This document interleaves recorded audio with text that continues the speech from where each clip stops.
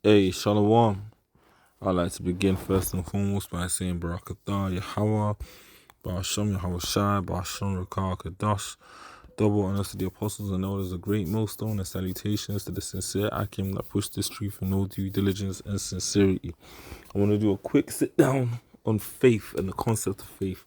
We all know in Hebrews 11 and the 11th chapter onwards, it speaks about faith being the substance of things hoped for, the evidence of things not seen, and the way by which the elders of old set a good report with Yahweh, Hashem Yahweh Shai. But throughout the scriptures, faith is the Old or the New Testament. Faith is harped on as one of the most important ingredients, man, in order to be delivered. According to the Blue Letter Bible and the King James translation, faith occurs 231 times in the Old and New Testaments. The Blue Letter doesn't account for the Apocrypha, but in the Old and New Testament, a combined total of 231 times the English word faith is used in the KJV. And I just want to go through a couple of these instances and call them out. This is the book of Deuteronomy 32 and 20. And he said, I will hide my face from them. I will see what their end shall be. This is the Lord talking through the prophet. For they are a very forward generation, children in whom is no faith.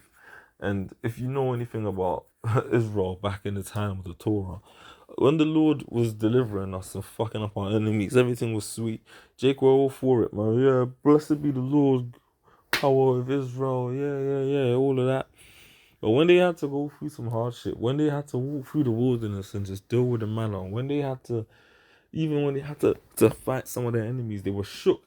When they they had to obey the Lord's commandments from when the generation that walked them into the land of Joshua died, when Joshua and his generation died and went on to their fathers, the very next generation, meaning their children, came up, yeah, and they just started going off automatically. First generation when they got into the kingdom. You know why? Because ultimately, it was prophecy anyway, but they would end up mortal flesh and they let the lust of their flesh take over, man.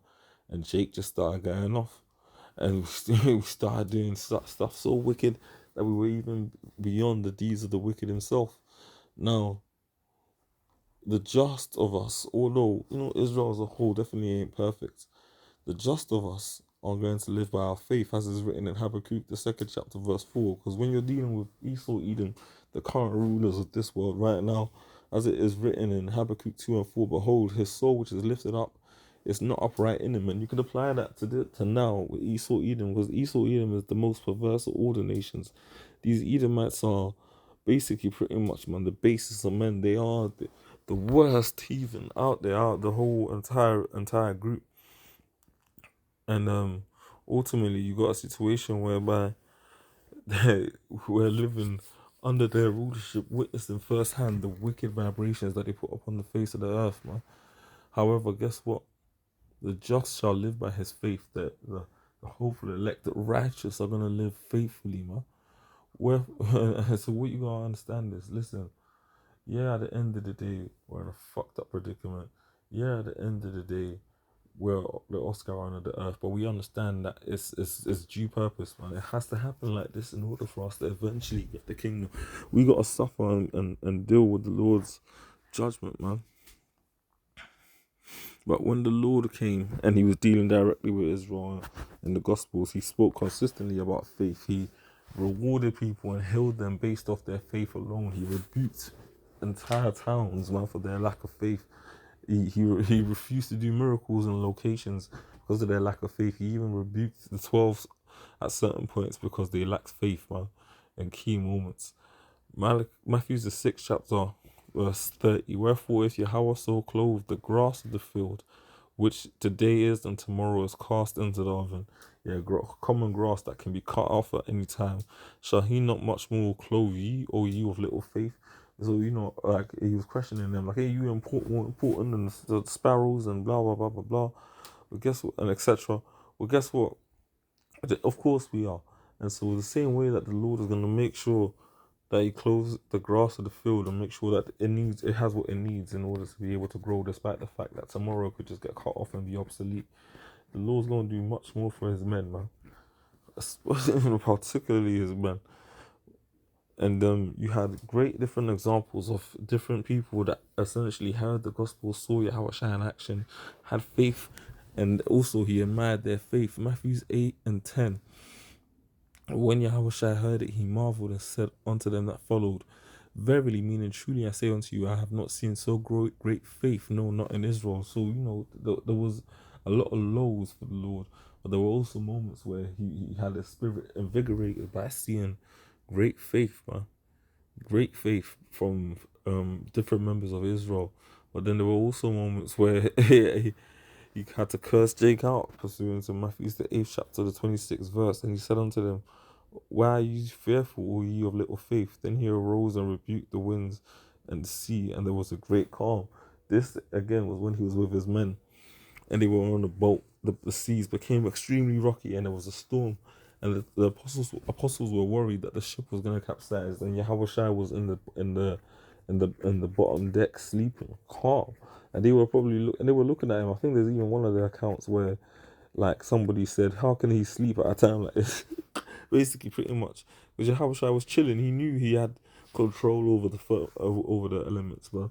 And they were shook. They woke him up, and he literally came up and he rebuked them and said, "Why are you so worried? Why are you so fearful, all you of little faith?"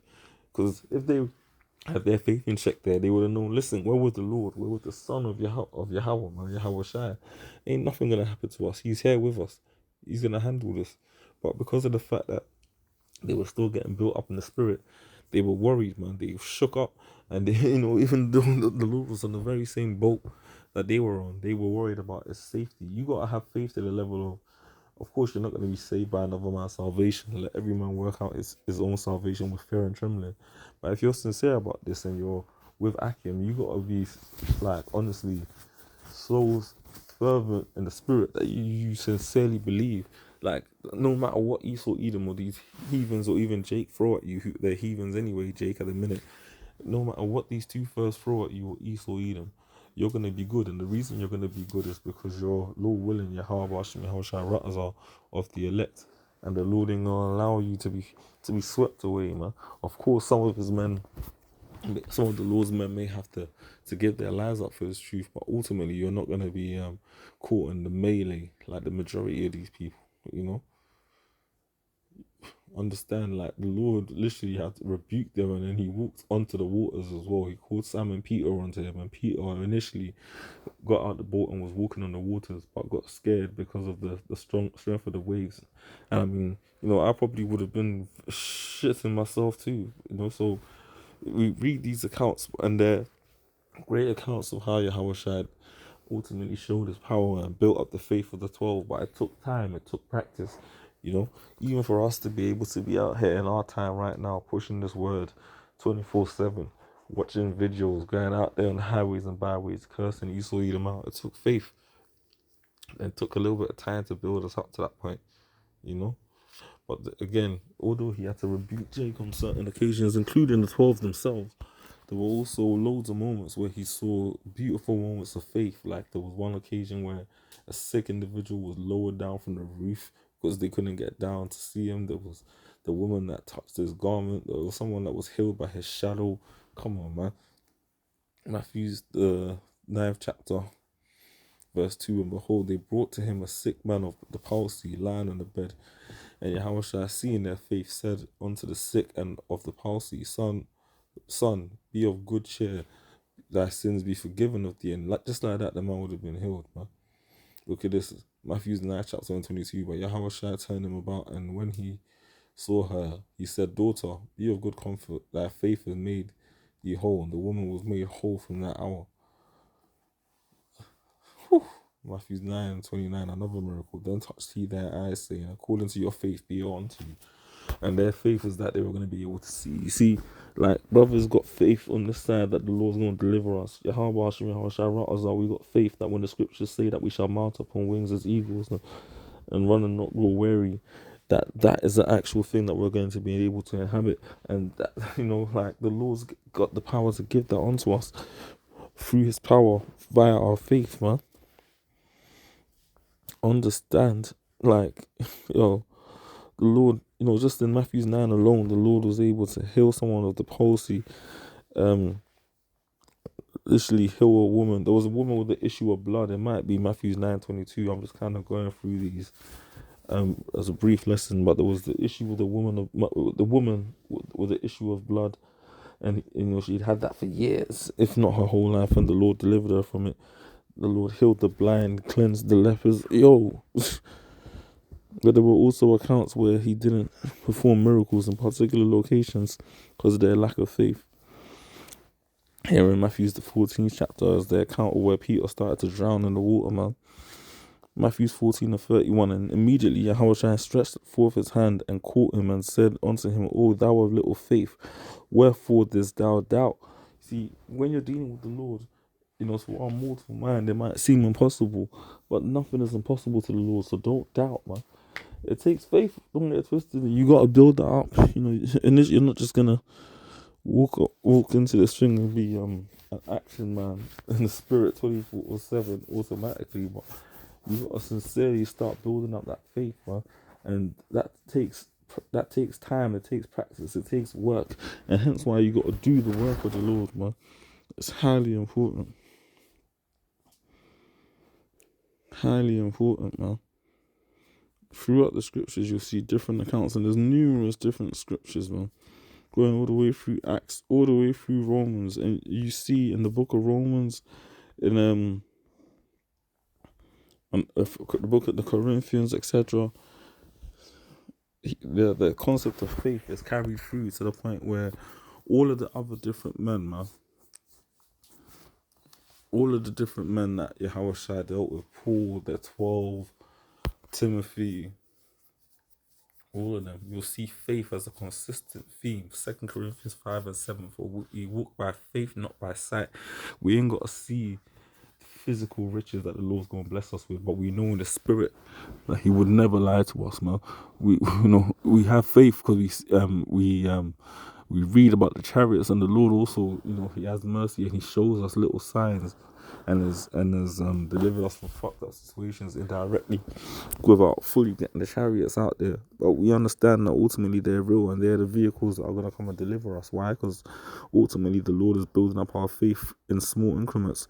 2 Corinthians 5:7 again, for we walk by faith, not by sight. Yeah, understand that faith, man, is important. When Satan was trying to sift Peter, Yahweh said, I pray for thee, Peter, and when thou art strengthened, go and pray for thy brethren, man. Have faith.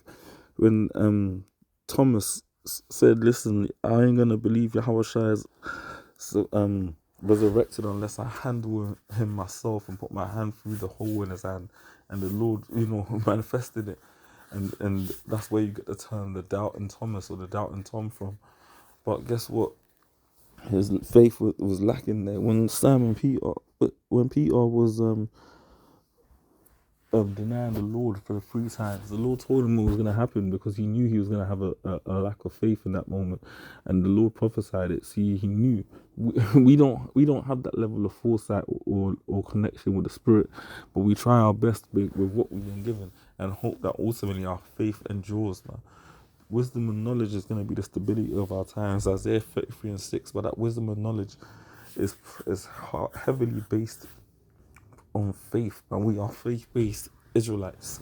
Nate tried to get on brothers for being faith-based, but come on, bro. We are faith-based. Galatians 3:7. Know ye therefore that they which are of faith, the same are the children of Abraham. Look at that. Galatians 3:7. Know ye therefore that they which are of faith, the same are the children of Abraham. And that chosen line from Abraham, one of his 8 sons, Isaac, he had Ishmael first, Isaac, and then the six sons were Keturah, and then ultimately Isaac was the chosen line. Isaac had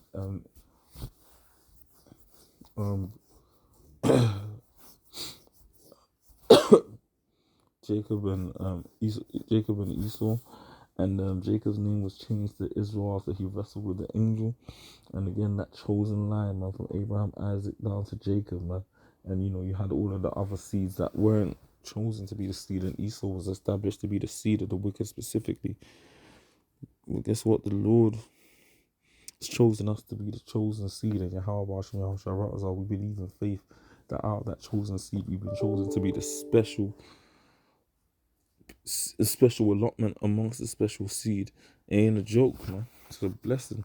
And so Yahweh Hashem Yahushua, Hashem Kadash, Yahweh Hashem Yahushua, Hashem Kadash, Barakatam to you, Akim. May the Lord continue to bless us all, and Lord willing, man. Yahweh Hashem Yahushua, Ra'azah. Yeah, so Yahweh Hashem Yahushua, Hashem Kadash, Ra'azah. You know, we maintain our faith, especially in these difficult times. You see, some brothers are losing their faith, man.